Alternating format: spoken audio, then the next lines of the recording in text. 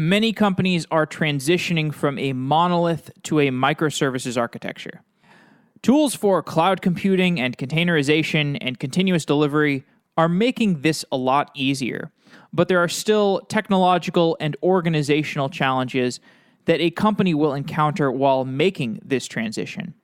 Cassandra Shum is an engineer with ThoughtWorks. She has worked with major financial institutions and other large companies to architect their migrations from monolith to microservices. Also, she regularly puts on workshops to engineers who are seeking to make this transition at the company that they work at. In this episode, Cassandra describes some of her experiences and recommendations around transitioning from a monolith to microservices.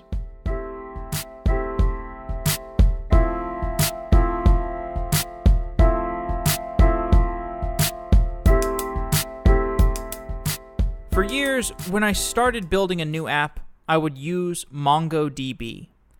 Now I use MongoDB Atlas. MongoDB Atlas is the easiest way to use MongoDB in the cloud. It's never been easier to hit the ground running. MongoDB Atlas is the only database as a service from the engineers who built MongoDB.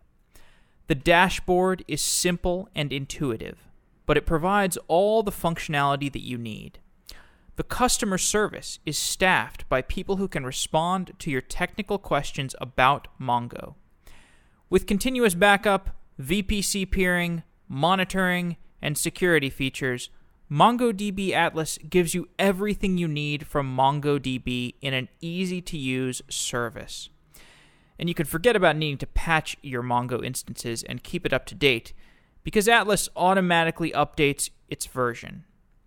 Check out mongodb.com/sedaily to get started with MongoDB Atlas and get $10 credit for free.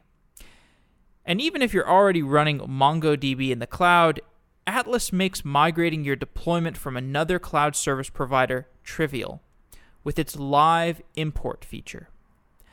Get started with a free 3-node replica set. No credit card is required. As an exclusive offer for Software Engineering Daily listeners, use code SEDAILY for $10 credit when you're ready to scale up. Go to mongodb.com/sedaily to check it out. And thanks to MongoDB for being a repeat sponsor of Software Engineering Daily. It means a whole lot to us.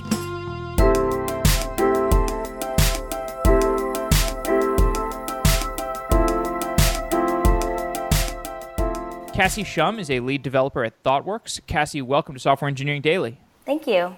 Thank you for having me. So we've done all these shows about microservices, and any listener who is curious can search for those other episodes. But in case a listener is tuning in for the first time and they're totally unfamiliar with this idea of monolithic software architecture versus microservices architecture, and they're not familiar with the idea of transitioning between the two, can you give an overview of what's the difference between a monolithic architecture and a microservices architecture, and what is involved in a transition? Yeah, that's a great question. So essentially, a monolithic application is pretty much a massive application where normally there's about, one repository where a lot of people are pushing in their code. And in a big enterprise system, these monolith systems can be very, very big because they've been evolving over time. Usually these monolithic systems have probably one type of database and one tech stack. And the main issue with the monolithic application is that they have to be deployed all at once. And so when you actually take your enterprise system and you're making a small change in a particular feature, you still have to deploy the entire monolithic application in production in order for the users to get an upgrade to that particular services. Microservices, on the other hand, which is why people are talking about this a lot these days, is these independent, individual deployable units and services.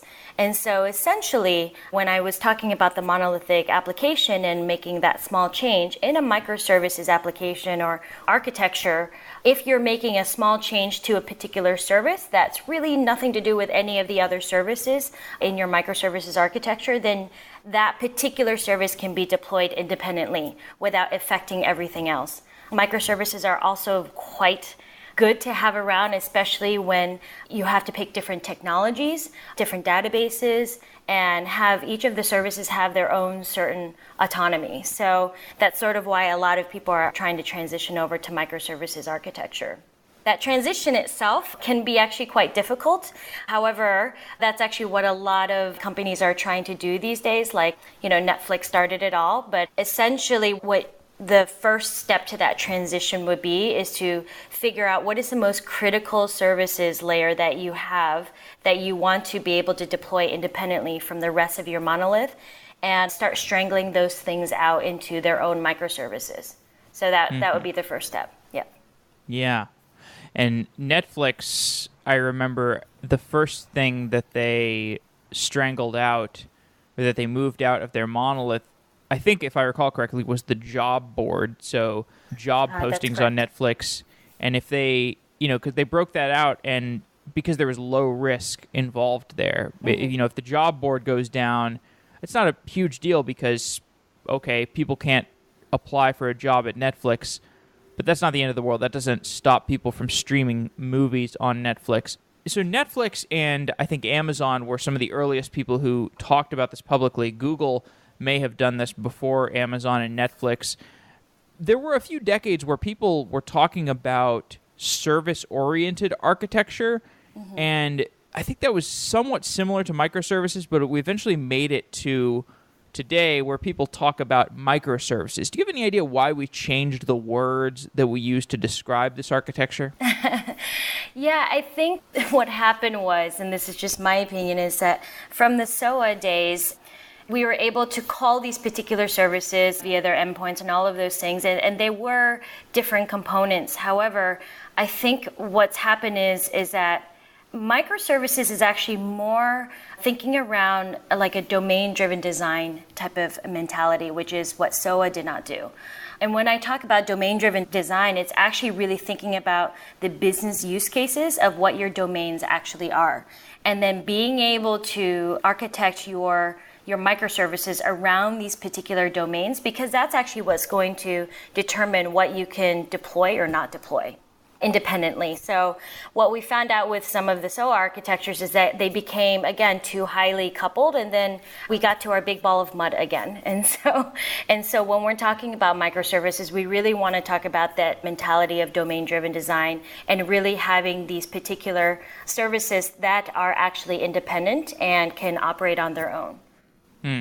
And some of that evolution towards smaller composable units and more narrow design, I think, was a technological evolution, because when you had VMs where the deployable unit was a VM, that's a bigger address space, and so people had bigger units of computation sitting on those VMs. And then as we moved towards Docker containers, it became easier to break them into even smaller units, and so it really fit the domain-driven design better. At least the resource mappings became more aligned with the desired design mappings. Yep, absolutely. And I think with the rise of Docker and all of these different technologies, that's actually why we've started to move to microservices as well, because things like the virtualization on demand and Docker and how that's actually become a lot easier.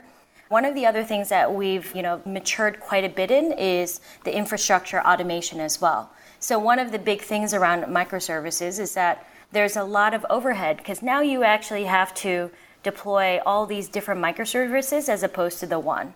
For a while, that infrastructure automation was not as mature for the last few years, but it has actually come up and abound. So being able to automate, having to push everything to production has gotten a lot easier. So, yeah.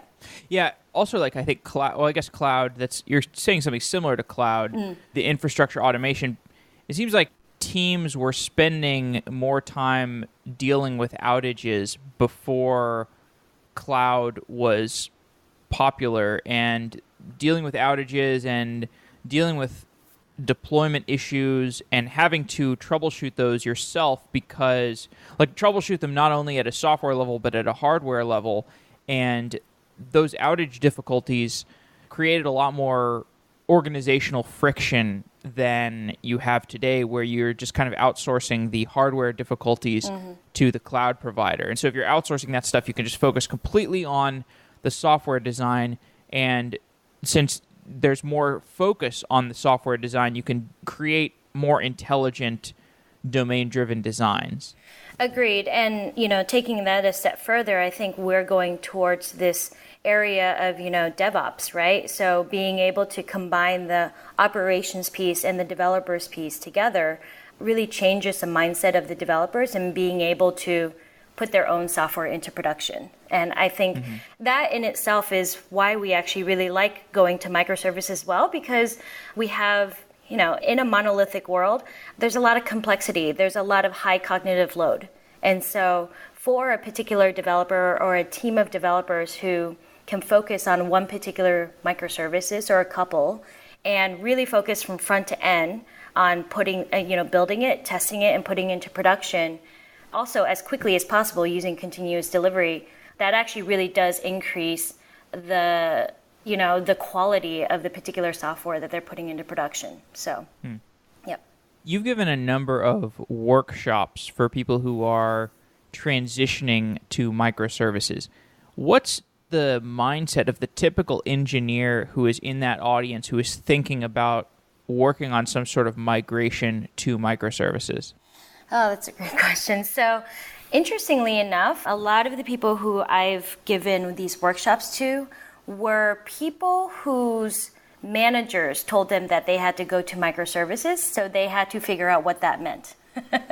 And what I really, really enjoyed about the workshops themselves is being able to take these engineers and actually really show that it is not just the job of the engineer to switch the entire architecture to microservices, but it really does take the whole team, including like the product focus individuals, the QA, the testing pits, the DevOps.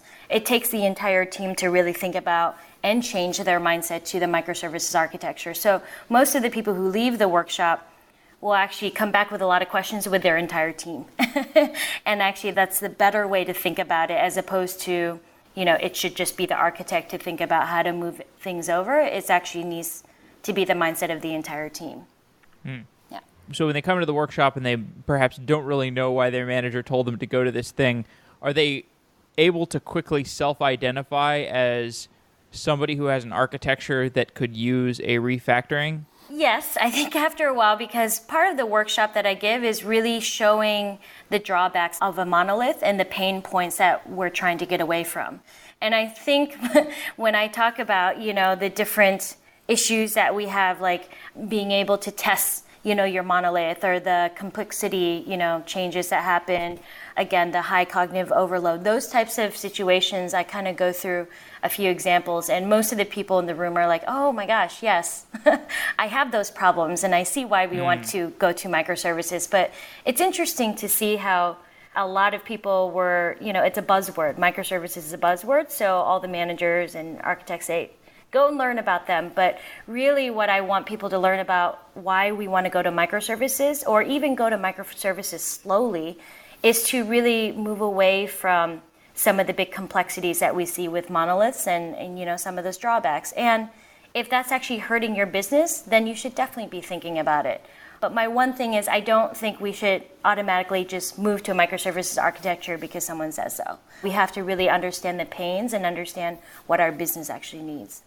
When a company is making that transition, what are the steps that you advise them to take for their first microservice? For the first microservice. Oh, yeah. So I think for the first microservices, you actually alluded to this earlier with Netflix, and taking something that is not that critical to the business to really test out strangling this microservice out. The reason I say this is because, A, if it doesn't go well, then you're not endangering your business, and you're not hopefully going to lose that much money if it doesn't go well.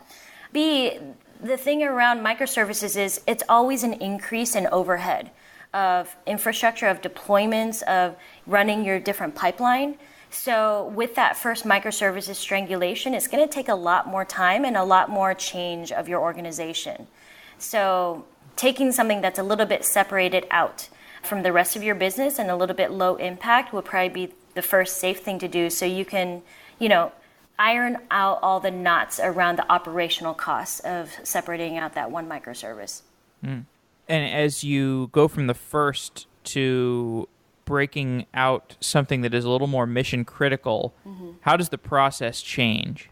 So I think what I've seen before and like what we've been working with people on, pulling out the second and the third microservices is consumer-driven contracts. That's one thing that I've seen more when you're driving out the different microservices, because now you have more than one microservices that are actually potentially talking to each other, and that overhead is a bit increased. You want to make sure that your tests between those microservices are actually strong. And so when you're, pulling out the second and the third one, we want to make sure that your automated testing between the services, those contract tests, are strong and good, and actually people are aligning with those contracts between the different microservices. That's actually the biggest thing that people don't think about when they start separating out multiple microservices.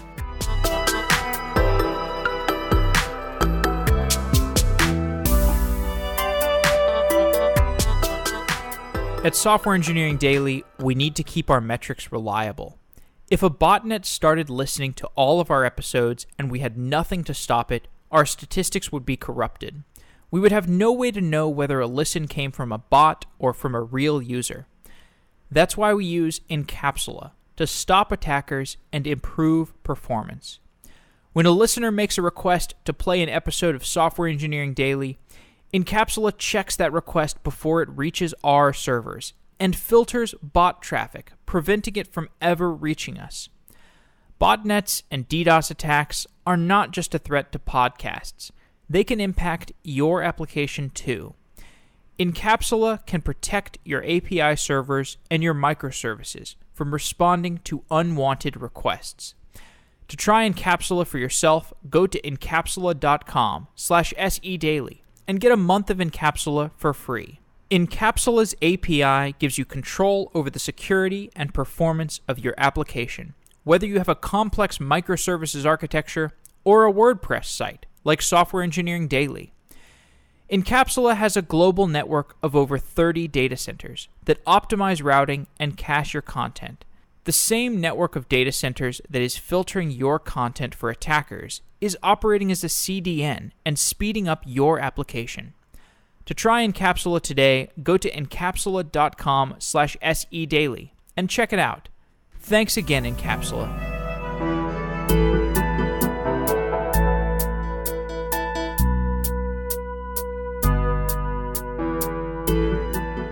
Does it get significantly easier, or does it get harder as people are breaking off more of their functionality into a microservice? Because I could see it getting easier because you get more experience, but it gets harder because the easy stuff is out of the way.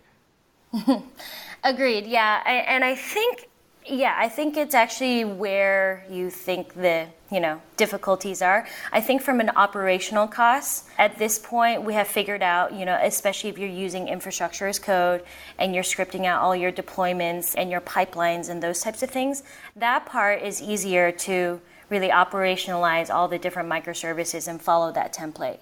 As you said before, yes, once you now get to, in the end, like your ball of mud, the critical paths and where you want to actually strangle out, I think that takes more work on the design point of view from the code, being able to use that strangler pattern and understand, putting together like some sort of dispatcher or something in order to pull out the different components in which you want to pull out that microservice. It gets very difficult. My one advice around that is don't leave it in the middle when you're actually trying to strangle it out. Make a decision on what you're actually trying to strangle it out and focus on getting that out into a microservice. One of the things I've seen in enterprises that we've worked with was they would start a strangulation of a particular domain or microservice and then stop in the middle because it got too hard. And that can be even more troublesome than just having your monolith, right? I rather you keep your monolith instead of doing this in-between fashion. So, At what point do you introduce continuous delivery? From the beginning. And so So the very, very first microservice. absolutely. From the very first microservices, I mean, we kind of talk about you have to be this tall in order to have microservices. I always say you have to have the understanding and thought process of continuous delivery before you have microservices. The one major reason for me, at least, why I really like microservices is, again, that independent deployment of your services. And so for me, continuous delivery is a precursor to being able to deploy these things in a safe manner. Without continuous delivery, I could be deploying all of these microservices that could be breaking everything. And then you're in a worse shape than you are before, right? So being able to safely deploy your applications into production is actually going to be the major precursor before microservices, because you want to make sure you have your pipelines in order, your testing, your automated tests in order, making sure that everything works between the microservices as well. And, being able to do that on a consistent basis will make it also easier for you to deploy many microservices on a consistent basis. So. And does every company have a different delivery pipeline where they have different structures for staging and QA, or do you tend to standardize? Do you tell people like a standard, hey, here are the different stages in the pipeline that you should have? I think as a company or as a consultant, we do have our standard ways that we like to see our pipelines, like having a development, QA, staging, and production are pretty standard environments.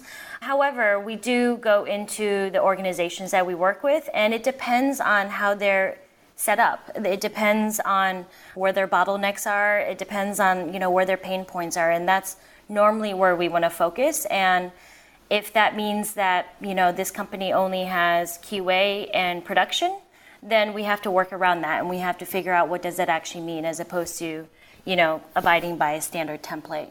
I think the end goal is to be able to, with confidence, deploy your application to production, and that's the end goal. And however way we do that, if it's use of tests, if it's deploying 5 lines of code every 5 minutes, being able to roll that back, those types of things we need to think about. But at the end, if you can deploy to production with confidence, then you're already a step ahead. As a consultant, you help companies make these migrations that take a considerable amount of work. When you are working with a company to help them move to microservices, what's the scope of that job? When you have like a giant financial institution that you're helping to migrate, what are you doing, and how long do you stay on? How do you make sure that you stay on long enough to make sure that they're going to get a satisfactory migration? Sure, that varies for sure. But I think one of the major things that, we work on as consultants is not the fact that we may stay on until the very end, but that the whole company or the whole team and company and organization has an understanding of what the different steps looks like to that migration. Some of these migrations can take years and will take years depending on how big these enterprise systems are. Now, one of the things that, we really stress on is what is your business critical, outputs, like what are the things that are going to differentiate your company from the rest? Where should we start, pulling out these microservices if that is in fact you want to go that route? And also, how do we actually get the entire organization on board with that? So I think more of my issue as a consultant is getting everyone on board. Normally when we get called in for these migrations, there's a few people that said, hey, we heard about microservices, let's do that. And a good chunk of work in the beginning is really transforming the organization to really thinking on this level and why they should be thinking about it. Because in the end, if your team is not writing the tests and they're not practicing continuous delivery, but they're pulling out all these microservices, that could end up a lot worse for your organization than before. So yeah, that's the major amount of work in the beginning. And then, of course, as consultants, we have teams that come in to really help teach the basics of what continuous delivery actually means. We have DevOps people who come in and really teach how to do infrastructure as code and how to build out those pipelines in an automated fashion. We have a lot of people who come in who figure out how to, write these automated tests with our clients and teach them how to do those things as well. So there's a lot of groundwork that needs to be done before you really even think about going to microservices, in my opinion. I was reading your LinkedIn. You have some projects listed. That's why I said financial institutions. Mm-hmm. You've worked on some financial institutions as projects. And I spent about 5 months, my first job out of school, working at a financial company. And a financial institution sounds like basically the hardest type of company to update infrastructure-wise because, well, at least an older financial institution, because they have so many layers of different legacy products and integrations. And you just look at the financial system and the payment system and how everything works. It's just layers and layers. It's like an archaeological dig of these different stratas of legacy integrations. Oh boy, do I remember those? Yes. So how do you approach a job like that? With a lot of support from your team. So it's been great, going into these big infrastructure companies because, we look at them and it is very overwhelming, but we go in as a team as well. I'm not the only person that goes in there and says, hey, this is how we're supposed to do all of these things. One of the big things that we did, at least for one of the big financial companies that we worked for, is we went in there for a few months to do a lot of research into looking at all the dependencies, all of the different layers that you're talking about, and some of them very legacy layers, like back in the COBOL days, and really understanding where can you draw those lines on those dependencies, and actually really even thinking about what those tests look like. So, ThoughtWorks is a very test-driven culture. And really the first step that we normally do when we go into some places like this is try to drive out a lot of tests in some of these massive third-party dependencies or just dependencies in general. So we know when we're starting to strangle these things out, we're not breaking those basic things. I know that sounds easier said than done. It was. I know it sounds much easier, but it takes time. It takes time to really understand these big legacy systems. But I think that's part of the fun as well. So the testing question, I've done several shows with people from the DevOps community like Gene Kim, mm-hmm. and this is a question that I always ask these people. You take a big company like an insurance company that's been around for years and years and years, and they don't have a lot of automated tests, and they want to move to DevOps. And in order to get to a place of rapid experimentation, you often have to be able to have a lot of tests around your software so that if you make an update, you can quickly test it against a battery of automated tests. But one of the challenges of these systems is when you get to a certain scope where there's just so much code that's untested, it becomes like a massive undertaking to say we're going to add significant automated tests to this sort of thing. And then like an insurance company is pretty deterministic. If you take a financial services company like a trading company, mm-hmm. the trading systems have a lot of behavior that is essentially non-deterministic, where it's like, okay, it's really hard to think about all the different situations for how a trade could occur. And, I've heard of a lot of places that just basically do a lot of manual testing for these trading systems or other systems that have so much complexity that you can't test everything.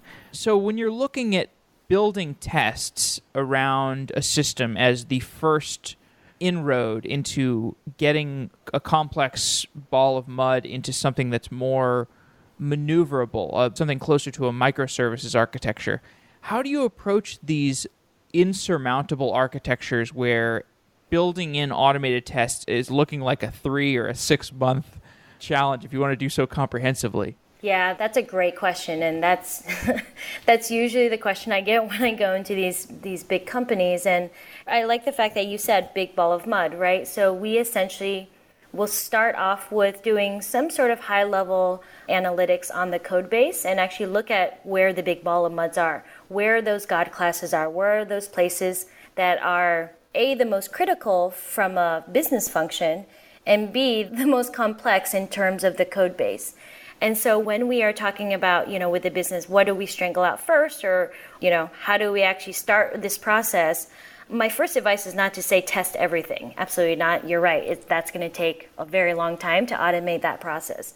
What I would say is actually have some very high level functional tests to run against what the critical business functions are, making sure those things are not broken, right? And looking at, what we're going to strangle out first and take those high business functional areas and run those high level functional tests. And then strangle that out as we are writing those tests, right?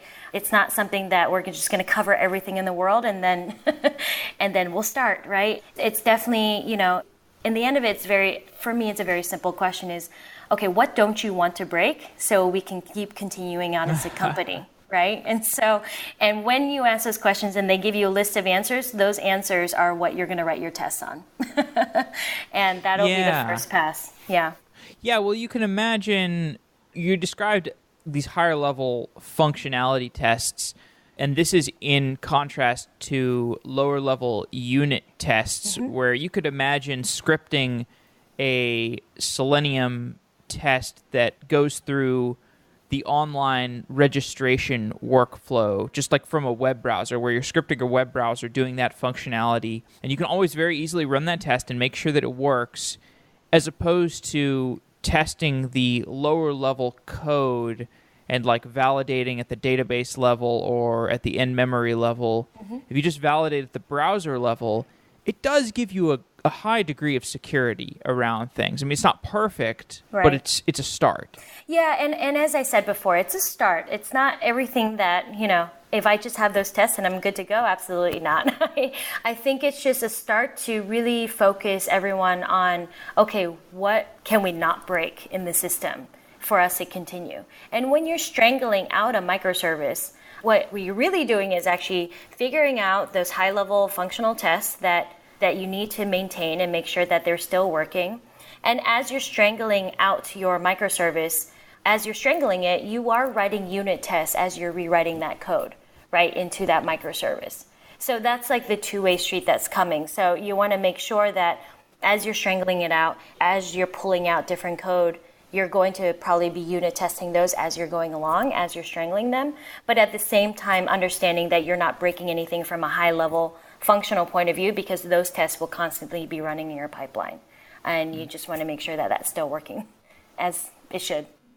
When you work with these companies, do they halt feature development completely to do this migration to microservices? Oh, no. Sometimes I would like them to, but no. Feature development is very important, especially for, in the end, making money, right? So that's actually why when we're strangling out microservices, the first one, as we sort of discussed before, is let's go ahead and strangle out that low-impact microservice so we can concentrate on sort of the operational concerns. As everybody else is probably still continuing on with feature development. Now, the one thing I will say is that if we're coming in to strangle out, this big ball of mud, we want to ensure that the new features that people are putting into their monoliths are A, somewhat componentized from the monolith itself, and B, tested as they're actually building out those new features. So those can be easily strangled out when the time comes for those as well. How does a transition to microservices differ if a company wants to remain on-prem? Ooh. Have you had anybody like that, or do you typically, the people you work with, they want to go to the cloud, or they're already on the cloud? Yeah, from my experience, they've typically been on the cloud or want to go to the cloud anyways, and we've already had, some DevOps infrastructure people or from our company have worked with them already. So I sort of come in from more of the microservices and also the front end portion, of the architecture, because that's sort of where I lie. I pretty much look at, what do the actual organizational teams look like as well. So how to actually take the organization and prep them for microservices, how to actually look at the business point of view and figure out what we need to drive out from a microservices point of view, and those types of things. So yeah.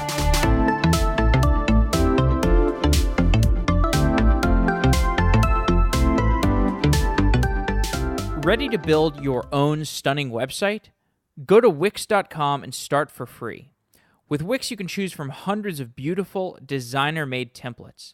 Simply drag and drop to customize anything and everything.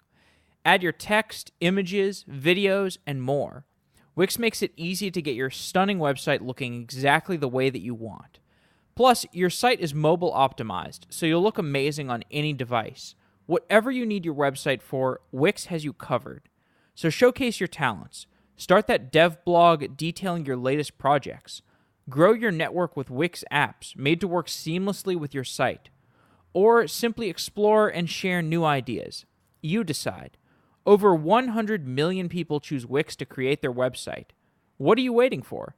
Make yours happen today. It's easy and free. And when you're ready to upgrade, use the promo code SEDaily for a special SE Daily listener discount. Terms and conditions apply. For more details, go to www.wix.com/wix-lp/SEDaily. Create your stunning website today with Wix.com. That's Wix.com.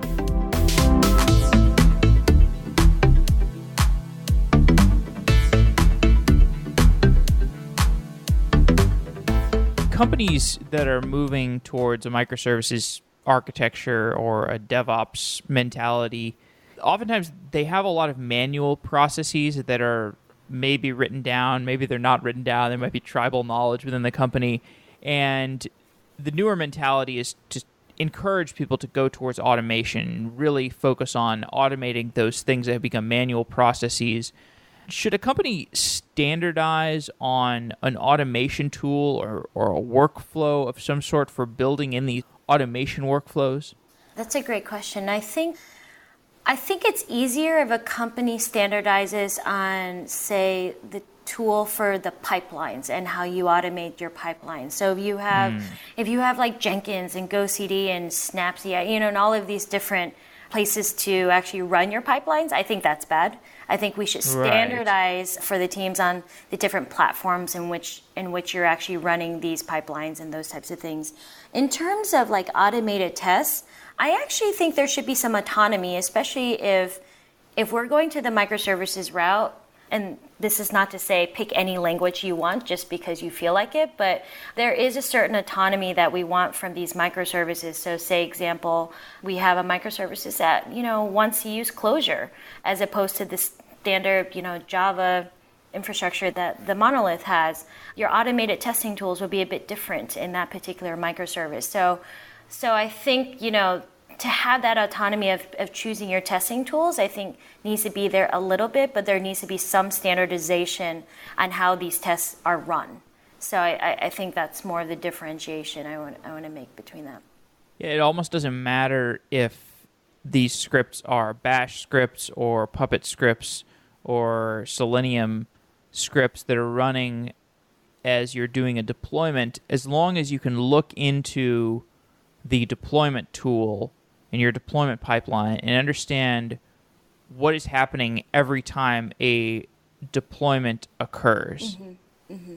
Yeah, no, absolutely. Because I think, and I've alluded to this before, but, your team, and if they have that certain autonomy and being able to follow like their particular code that they develop and then they've tested and using, the choice of their automated testing tool, and then are able to deploy it on a standardized deployment platform, but being able to see their, service go into production, that in itself actually reinforces that team to write better code, to write better tests, and to have, some investment in that service going to production. Mm-hmm. I think that's actually why we like this way of working better, because in the olden days is, teams were separated by, throwing things over to the wall. Your software developers are the ones who write some code, they throw it over the wall, and then the testers say, okay, is this going to work or is this not going to work?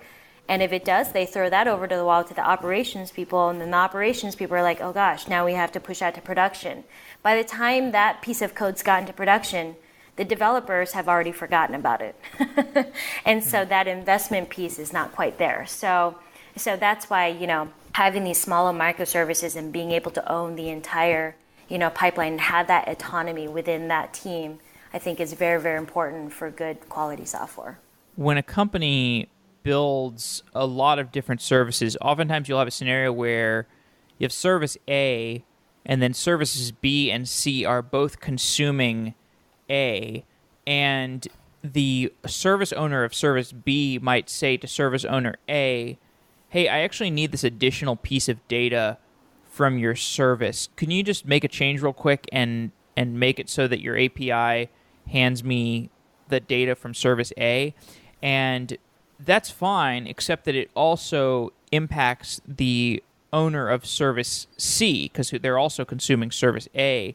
And so one way to handle this issue where you have multiple downstream services that are consuming the same upstream service is versioning. So the service owner B who needs a new piece of data from service owner A might say, hey, can you just make a new version and deploy that separately, and I'll start consuming that, and then you won't impact service owner C. Of course, this leads to further complexity. So how should a company handle the versioning of services? Yeah, so this is a great question that I get all the time. And so it's essentially, people are used to the versioning that they have from monoliths. You have your massive API, your big service, and then people are calling the different endpoints, and then you're versioning those. And, few things that I would talk through is, again, from earlier, is consumer-driven contracts is probably the one thing I definitely push, especially now that you have a microservices architecture. There's so many more dependencies and so many more changes between your providers and your consumers. And a provider could be a service and your consumers could be a service as well, but they're all now intertwined. And as you said before, some consumer may need a change that a provider needs to provide.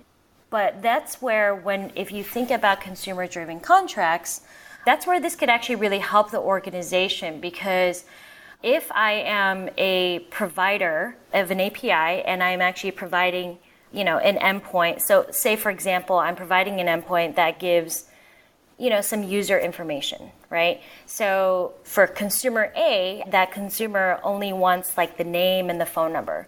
Consumer B wants, the ID and the phone number, and then consumer C wants all of the above.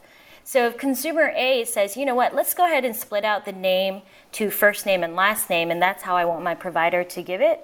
Instead of versioning that, what we could do is make sure that each consumer A, B, and C, have consumer contracts that they are saying, I expect this in this format.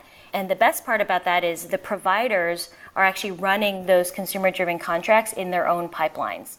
So anytime they change their API, they must run all of their consumer contracts to make sure they're not breaking anybody else.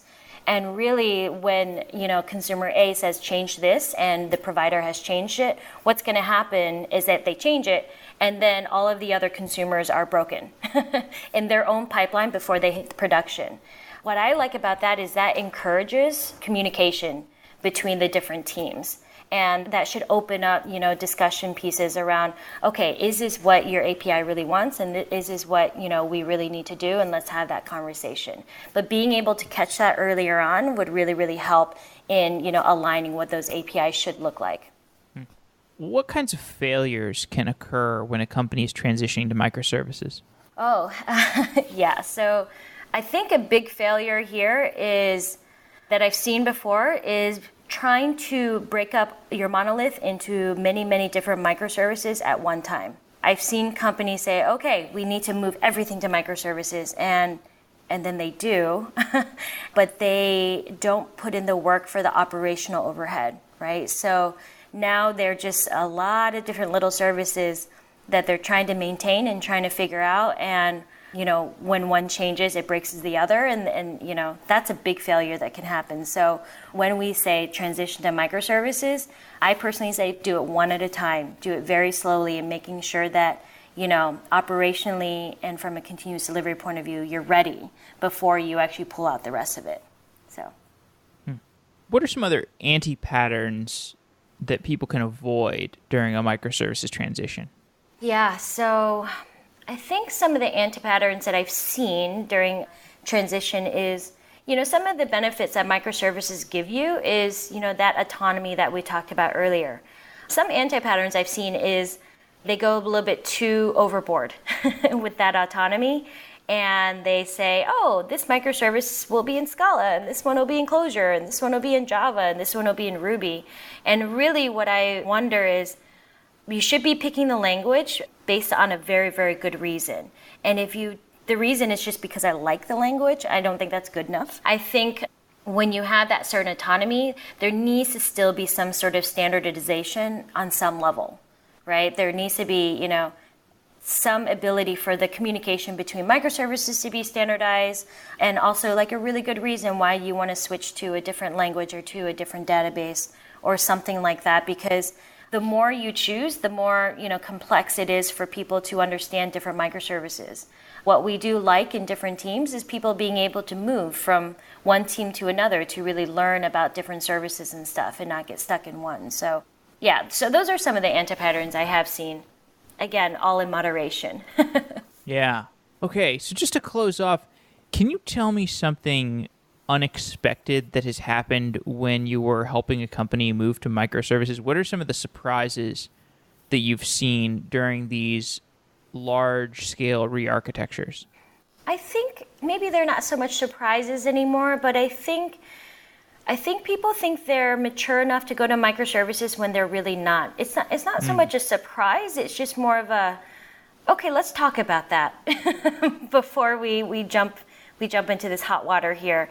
I think one of the things that I would urge companies and enterprises to really think about is the confidence that they have that they're pushing their code to production. And a lot of that has to do around the testing maturity of that organization.